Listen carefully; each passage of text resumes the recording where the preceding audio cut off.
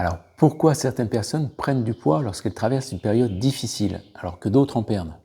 Pourquoi deux personnes exposées au même stress peuvent-elles réagir de manière complètement opposée?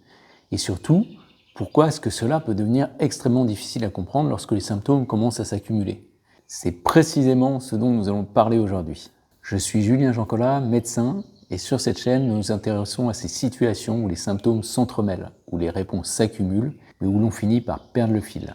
Si ces sujets vous intéressent, pensez à vous abonner. Cette semaine, une patiente est venue me consulter avec son mari, et elle m'a posé une question que j'entends régulièrement. Docteur, je ne comprends pas, à chaque fois que je traverse une période de stress, je prends du poids. Et mon mari, lui, dans la même situation, il maigrit. Et derrière cette question, il y a souvent beaucoup d'incompréhension. Parce qu'on imagine spontanément que le stress produit les mêmes effets chez tout le monde. Pourtant, ce n'est pas du tout ce que nous observons. Certaines personnes développent des fringales, elles prennent du poids, elles retiennent de l'eau, leurs jambes gonflent, alors que d'autres perdent l'appétit, maigrissent et deviennent de plus en plus sensibles, notamment sur le plan digestif, et finissent par manger moins.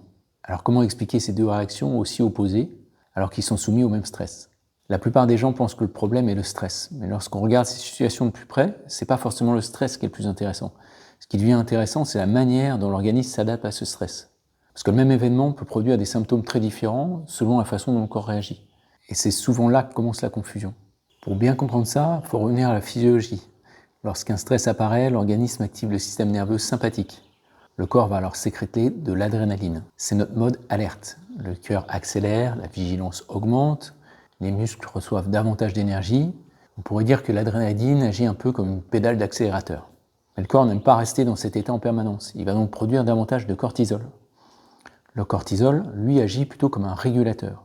Et parmi ses nombreuses fonctions, il contribue notamment à maintenir la glycémie, donc c'est à maintenir le taux de sucre dans le sang, à contrôler certaines réactions inflammatoires et participe également à la régulation de l'eau dans l'organisme, notamment via son rétrocontrôle sur l'ADH, donc l'hormone antidiurétique.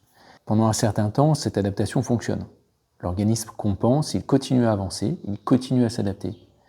Mais lorsque cette situation dure des semaines ou des mois, certaines personnes semblent atteindre leur limite d'adaptation.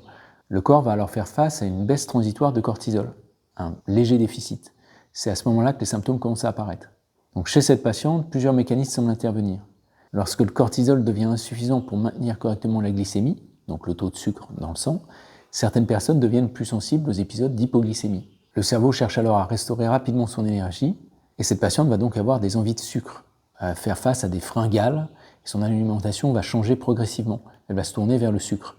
Mais c'est pas tout. Le cortisol, qui participe normalement à la régulation de l'eau, n'arrive plus à réguler l'ADH, donc l'hormone antidiurétique. C'est cette hormone qui va diminuer la diurèse, donc en gros, ça va diminuer la quantité d'urine, on va moins aller aux toilettes, pour retenir l'eau dans le corps. Et lorsque cette régulation devient moins efficace, donc l'ADH augmente, et chez certaines personnes, elles commencent à retenir davantage d'eau. Elles urinent moins, les tissus se chargent en eau, les jambes gonflent, et la balance peut afficher parfois 2 à 3 kilos en quelques jours. Et ces personnes ont alors l'impression de grossir sans comprendre pourquoi. Donc elles grossissent du fait de la rétention d'eau et d'une alimentation plus sucrée. Et pourquoi chez son mari c'est l'inverse? Lui il maigrit. La situation semble différente, pourtant il a été exposé au même niveau de stress. Parce que lui, lorsque ses capacités d'adaptation diminuent, c'est pas la glycémie ou la rétention d'eau qui domine, c'est davantage l'inflammation. Donc il va présenter notamment une inflammation digestive, il va avoir une perte d'appétit, les repas deviennent moins attirants, la digestion devient plus sensible, et du coup il mange moins, et il va perdre progressivement du poids. Donc même stress, même organisme, même mécanisme d'adaptation, mais une expression clinique complètement différente. Et c'est probablement là que se trouve l'enseignement le plus important, parce que si on regarde uniquement le symptôme, prise de poids d'un côté, perte de poids de l'autre, on a l'impression de faire face à deux problèmes totalement différents. Pourtant, lorsqu'on remonte le film, on découvre souvent une histoire commune. C'est une adaptation prolongée, puis des limites d'adaptation, puis des symptômes qui commencent à s'entremêler et qui peuvent être très différents d'un individu à l'autre. Et lorsque plusieurs symptômes finissent par s'accumuler, fatigue, brouillard mental, troubles digestifs, fluctuation du poids, troubles du sommeil, douleurs, difficultés de récupération, on n'est plus forcément face à un symptôme isolé.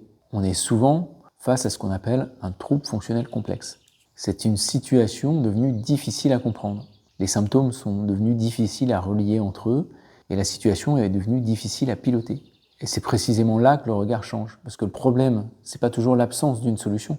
Le problème est parfois devenu la difficulté à comprendre ce qui relie l'ensemble des symptômes.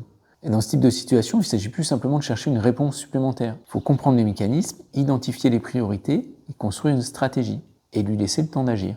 Parce qu'un trouble fonctionnel complexe ne se résout généralement pas avec une solution unique. Il nécessite une stratégie cohérente, adaptée à la situation, et il lui faut du temps. Merci de m'avoir écouté. Si cette vidéo vous a été utile, n'hésitez pas à la liker et à partager votre expérience dans les commentaires. Si ces sujets vous intéressent, pensez à vous abonner. Je vous donne rendez-vous à très bientôt et d'ici là, changez de regard, ça change tout.